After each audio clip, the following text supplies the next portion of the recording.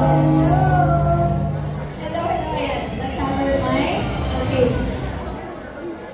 Dong, I wanna know, I'm sure you've been with GMA for so long, worked with so many actors.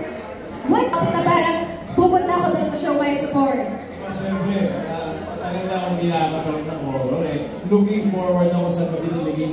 Parati namin pinag-uusapan, matagal na sa Family Feud, nakausap natin yung cast. Tatakbo yung ibang kwento. Na-spoil ka na. I cannot wait to watch it. Thank you so much. At siguro message mo na lang to everyone who came out to support not just the artists, but KMJS itself. Yun, ito po eh, talagang umpisa na ng KMJS ng Gabi ng Lagim. Ngayon po ang special screening. So, thank you for being with the whole cast of producers and ako. Kasama ninyo eh, mapapanood na natin finally ngayon ang opening film.